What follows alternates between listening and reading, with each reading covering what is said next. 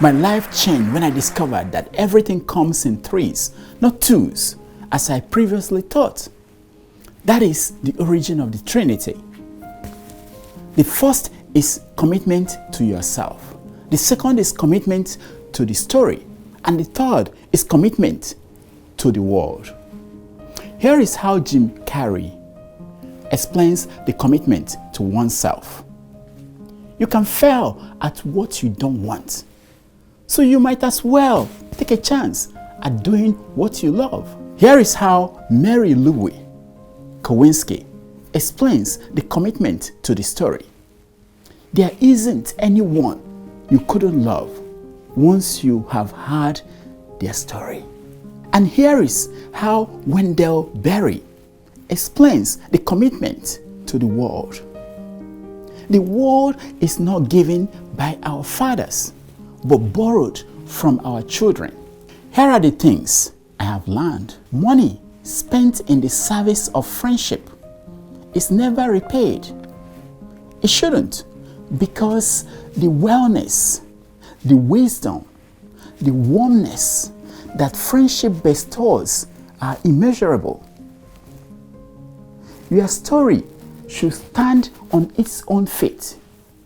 Don't use an explanation to save your story. That is a sign of a weak story. The universe's conspiracy to aid you in your quest is directly proportional to the sacrifice you make in the service of humanity. Don't ever forget that. When we strive to become better than we are, everything around us becomes better too. We often misunderstand our heart. Our heart is not all-knowing. The 1980s band, The Barge, sang a song called "The Heart Is Not So Smart." Don't ever forget it. Why is that? Why is the heart not so smart? Here is the question the boy asked the alchemist in the novel of the same name. Why don't people's hearts tell them to continue to follow their dreams? Why? Here is the answer that the boy got. Because that is what makes the heart suffer most. And hearts don't like to suffer. The novel said that from then on, the boy understood his heart. Have you understood your heart? Have you? Some go to the oracle to consult the gods about their faith. Some go to church. Others go to the mosque. I go to my dream, for that is the womb of all faith. Those who can't take a joke are those whose hearts are cushioned against pain. I'm not making this up. Jokes are invisible armor against pain. We must always check our assumptions as often as the weather lady checks her thermometer. We must. No group of humans, out of the goodness of their hearts, has ever been bold enough to speak against the system that gave them power over others. God chooses the foolish things of the world to shame the wise. History repeats itself as a way to get a second opinion. But on the third time, it is simply shaming us, hoping that we can regain our senses. There are numerous dimensions, some of which we do not know yet. But there are just two directions. You are either in recovery or you are in discovery. Those recovering are looking back, while those discovering are looking forward. A situation is not a sentence. A sentence is not destiny. Destiny is not an immovable rock. People don't care how high you have climbed until they can see how high you can lift them. Many have died, but we remember only a few as ancestors. Why is that? Why does the encyclopedia have room for a few of us? Why does Wikipedia, with its unlimited pages, have space for only a few of us? Why do only a few names come to our mouths when we consecrate the kola nut? The greatest thing you can accomplish in life is to earn the title of an ancestor when you pass. Men find it easier to die for their God than to live the life their God demanded. Quite frankly, that is why we are the way we are. History is not notes that humans take in the classroom of life. It is interpretation people outside the classroom give to notes humans take. Your liberty is never guaranteed. It is always dependent on your ability to shine your eyes even while you are intoxicated. Despite what you may think, it is quite uncommon for individuals to go insane. But for a group of people, oh, very easy. It happens everywhere, every day, and every time. One individual going insane quickly realizes it because he shames his family and friends. But when a group goes insane, nobody's left to feel the shame. Shame dissolves in the company of others. Hacks govern the world. We lose history as a result. Let me surprise you. Despite what is happening around you, you know there is no trouble unless you trouble yourself. A battalion of soldier ants can march across your room in peace unless you disturb them. As time passes, we learn and grow. It is something enriching to pause and look back at what one has learned in life. I've learned that those annoying things that my parents used to say have been compressed by time. Now they are the wisdom that I dish out with delight. I've learned that the words out of my mouth are photographic plates of my heart. I've learned that while it is good to be a winner, not all of us will be winners all the time. I'm contented in knowing that each of us is a winner at something and at some time. And that counts as winning. I've learned that I should be scared of only one thing and one thing alone, the feeling that I know it all.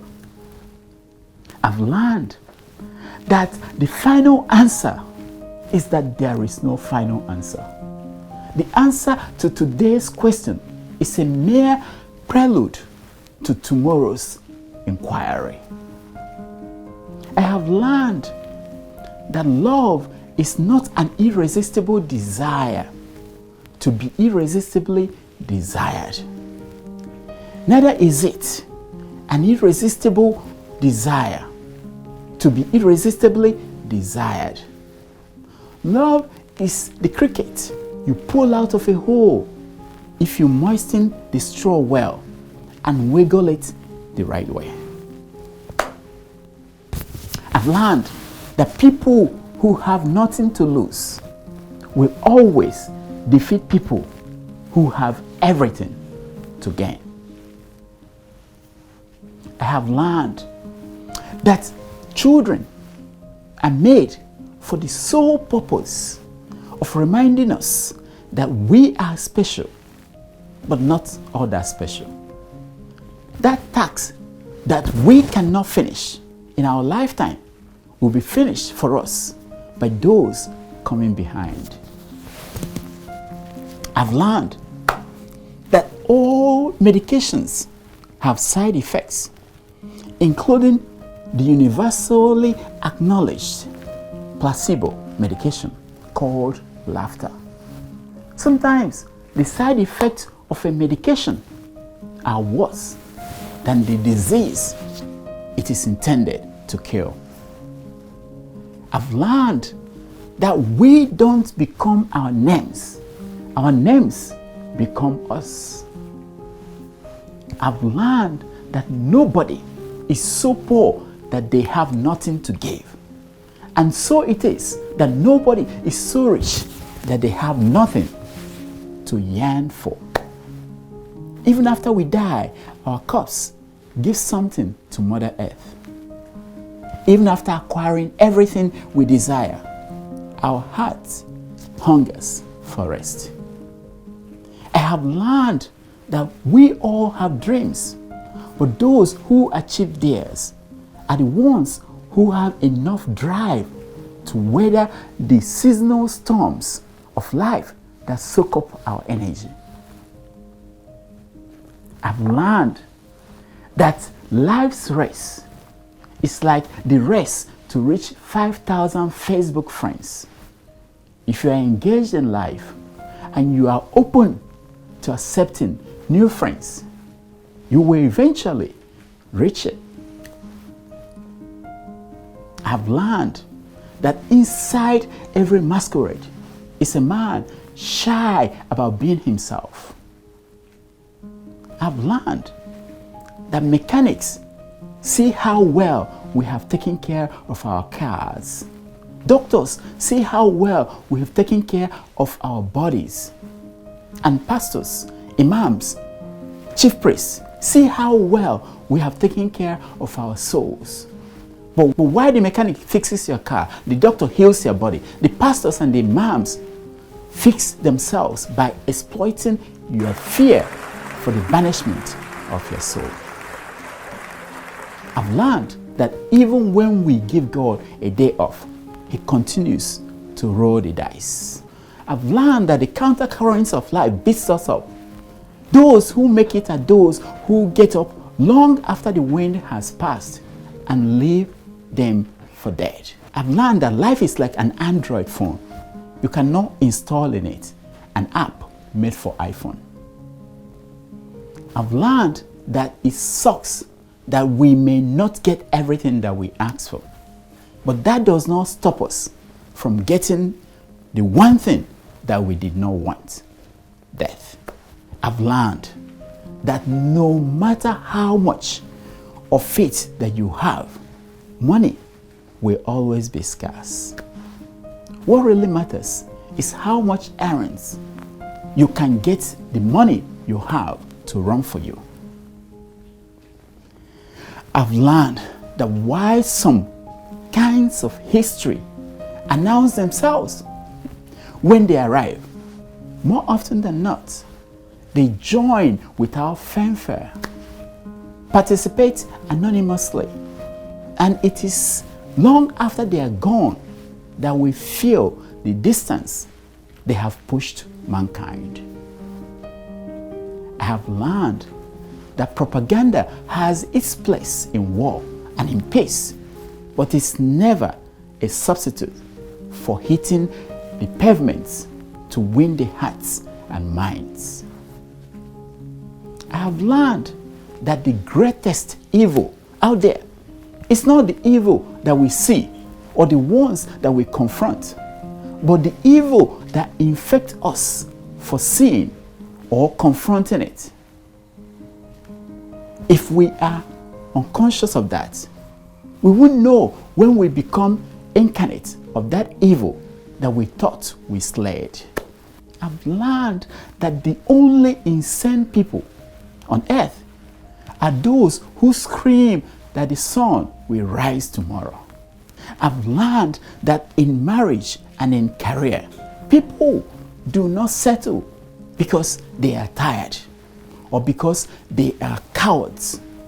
People settle when the mountain that they are climbing starts to grow as they climb.